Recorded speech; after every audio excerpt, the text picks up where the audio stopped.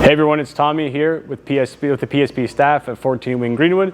Today we're going to be looking at powerlifting for beginners. We're going to go over some common injuries and then looking at different ways you can prevent those injuries from occurring, and then we're going to look at the end at training for performance in the sport of powerlifting.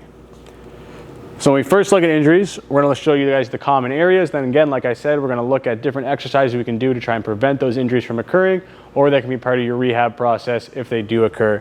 So first, looking at upper extremity injuries, our biggest issue is right around the shoulder. So our shoulder joint makes up 25% of injuries sustained in powerlifting, followed by our rotator cuff at 21%, then our elbow and wrist, both at 15%.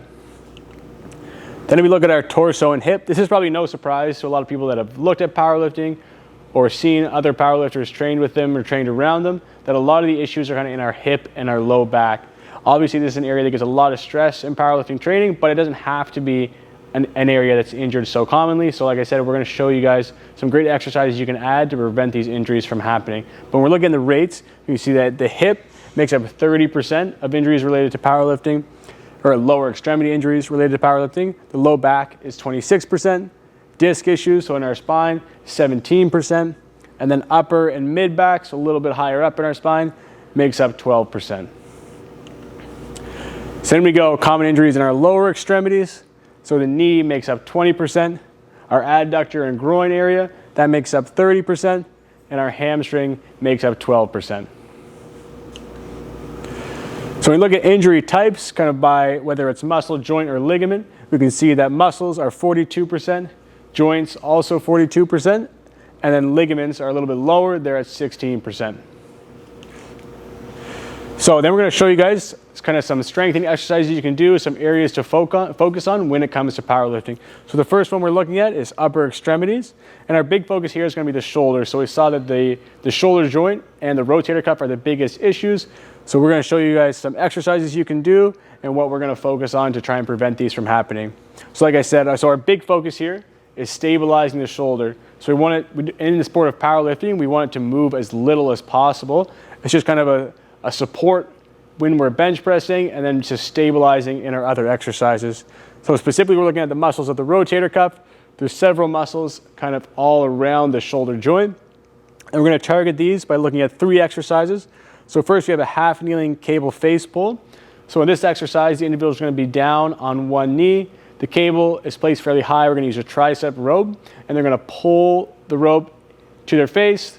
They're squeezing their shoulder blades together.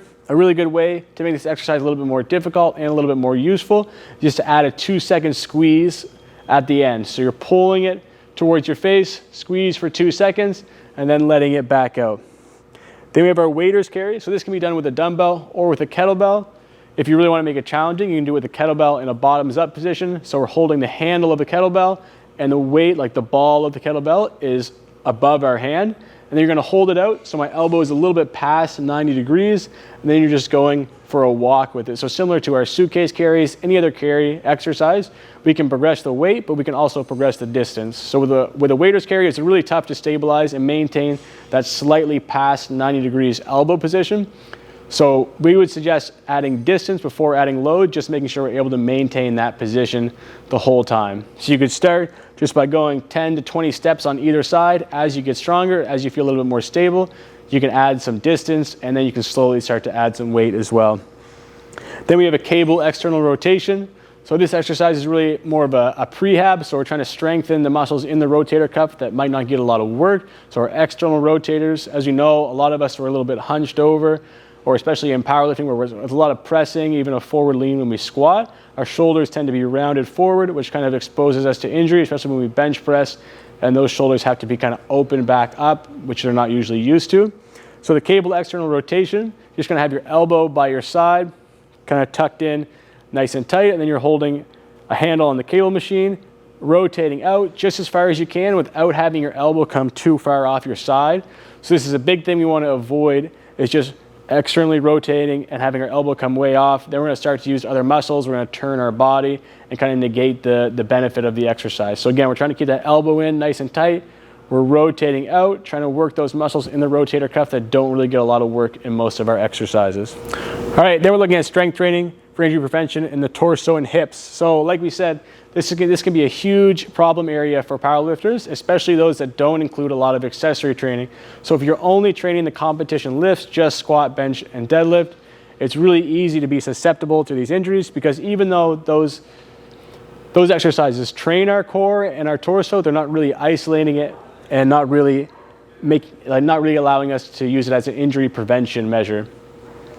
So when we're looking at the core, our big focus is stability and endurance. So Stuart McGill is one of the leading spinal biomechanists in the world. He's a professor at Waterloo University. He's written several books about low back health. The big thing that he notes in a lot of his research literature is that it's not necessarily core strength, but rather core endurance that's preventative of torso, hip, low back injuries. So what we really want to focus on is stability and endurance. So rather than having an extremely strong core, which we still want to have, we really want to focus on having an endurant core. So the 3 exercises we're looking at are in the McGill Big 3. So again, that's an exercise progression created by Stuart McGill. So you have a plank, a side plank. So the plank and side plank are paired together. Then we have a bird dog and a McGill curl up. So our plank is just like any plank you've seen before. Our front plank, we're going from our elbows and our feet on the ground. If that's too tough of a place to start, then we can start from our knees, or we can start with the straight arm position. Anywhere that's most comfortable to start with, and then you can progress as you go. And then we have our side plank. So one way that Stu McGill differentiates his side plank compared to what a lot of other people do is he has the top foot in front of the bottom foot when performing the side plank. So you got your elbow on the ground. So if I have my left elbow down, my left foot is on the ground, and then my right foot is not sitting on top of my left foot, but it's in front. So both feet are on the ground, but the top foot is in front. Then we have a bird dog. So here I'm down on all fours. I'm going to reach out with my opposite arm and opposite leg, and then holding for 10 seconds each time. Again, we're not focused hugely on core strength, but rather core endurance. So we're bracing, holding that position for a long period of time. So again, we're on all fours, then I'm reaching out, opposite arm, opposite leg, holding that position for 10 seconds, and then switching sides. And then finally, we have the McGill curl up. So a lot of times you'll see people doing sit-ups, and when you kind of know a big issue with sit-ups is that it's repeated flexion of the spine, which can, feel like a good exercise at the time, but over time, it can actually be a mechanism of injury. It can cause further injuries to those problem areas. So the McGill curl up, you're gonna be laying down with your hands underneath the hollow of your low back. You have one leg bent and one leg straight. And then instead of performing a full sit-up, you're just raising your upper back, your head, and your elbows off the ground, just ever so slightly, and then holding that for 10 seconds. So again, it should feel like you're barely moving, but if you're holding it in that position, it should feel really tough. So those are the McGill Big 3, is the 3 of the key exercises that we're looking at when we're preventing injuries for the torso and hip. All right, then we'll finish looking at injuries with our lower extremities. So our big focus here is stabilization and strengthening. So our first exercise is a rear foot elevated split squat. So this is for knee stability. We really want to look at single leg exercises where a lot of the load is going to be placed on one side, and one knee that's more stable can't make up for the other knee that's less stable. So we're really isolating that one side at a time. So for a rear foot elevated split squat, we can either go in a goblet position or we can have dumbbells on either side. We're gonna have one foot elevated, our rear foot elevated on a bench in a split squat position, and then you're slowly lowering down, coming back up. When we're coming up, we're trying to go up and forward, almost like a sprint. So we're trying to train that action. So you're coming down nice and slow. That back foot, again, is elevated on a bench or a roller pad, and then you're coming back up and forward at the same time. And then when we're looking at the groin, we're looking at a Copenhagen plank. So this is a pretty tough progression, so you might have to look at other exercises that will kind of lead into this. This might not be the best place to start, but it's a great exercise to add to your program when you're able to. So it's kind of like a side plank progression. So similar setup to a side plank, you're gonna have your top leg up on a bench. So everything else is the same, but the top leg is elevated on a bench with your ankle and some of your shins supporting your weight there. So the bottom leg is just tucked up against the top leg, and then you're holding that position. You can start with 10 seconds. If you have to start with 5, that's all right too. And then slowly add time. So again, it's a side plank position, but our top leg is elevated and our other leg, our bottom leg, is suspended in the air. Just trying to hold that position for an extended period of time. All right, then we're looking at training for performance. So I've got our injury prevention methods out of the way. Now we're looking at training for performance. So first we're gonna look at the squat. So the big things you wanna pay attention to are bar position, torso position, and foot position. So we're looking at bar position. Typically in powerlifting, we're looking at a low bar squat. So when the bar is placed on our back, it's right on top of our shoulder blades. So we can almost create a shelf with the musculature around our shoulder blades. And that way, it allows us to have a little bit more of a forward lean. That leads into our torso position. So a lot of times when we're squatting, we're really trying to focus on staying straight up. But with a powerlifting low bar squat, we want to encourage a little bit more of a torso lean, because that allows us to get our whole back involved, more of our hips and our low back. And again, these can be problem areas, but if they're trained properly, this can create a really strong squat position. So again, with our torso, we're okay with that little bit of a forward lean. We're not too worried about it as long as there's no rounding. So as long as the lean is straight, the angle stays the same, it doesn't change with the lift, then we're happy with that. It's a good looking low bar squat. Then we look at foot position. So foot position is really gonna be dependent on the individual. Basically, we wanna have our feet in a position that allows us to hit depth comfortably. So in powerlifting, we need to squat to at least 90 degrees, or actually slightly lower. So we have to have the crease of our hip below the crease of our knee.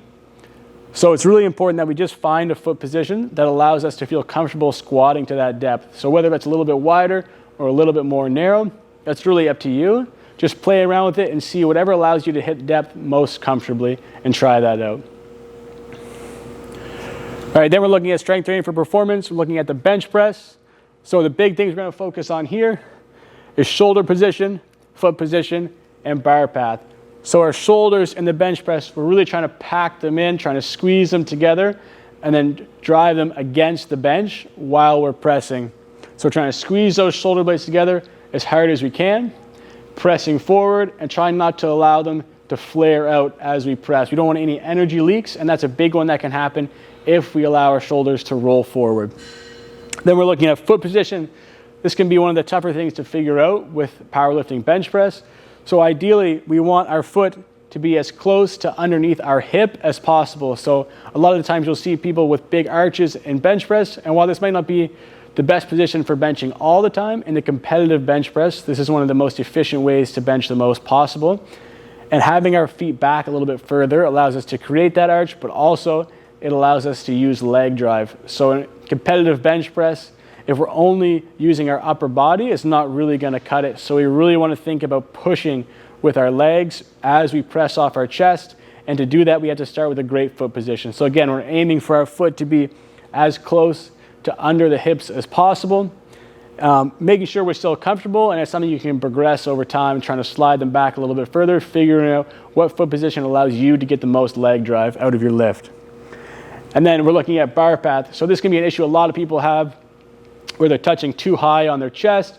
This causes their elbows to flare, can cause some shoulder injuries or issues.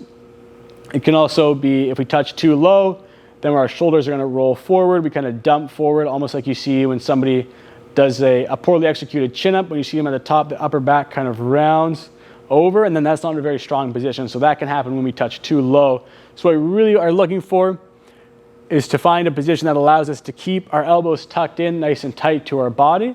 It doesn't force our shoulders to roll, and doesn't allow them to flare as well. So we're really looking to have that nice tight elbow position. When we think about our arms, we want to be like an M with our body. So we want to have our elbows nice in and tight, not flared out to the side, and we don't want to have our shoulders rolled over like we're doing a bad chin up. So again, we're letting that bar path kind of fix our elbow position. So we're coming down to a point where our elbows stay nice in and tight to our chest, and then we're pressing back up. So a good way to think about this, when you're pressing, you're almost letting it come down and out a little bit, and then when you're pressing up and in back towards the rack or whatever you're using to bench press. All right, then we're gonna look at the deadlift. So first thing we're looking at is foot position. Obviously in In competitive powerlifting, you can use a sumo deadlift or you can use a conventional deadlift. So that's going to change our foot position a lot. So when we go first looking at a conventional deadlift, the easiest way to choose is just to look kind of where you would jump from. So that's typically going to be our most powerful position.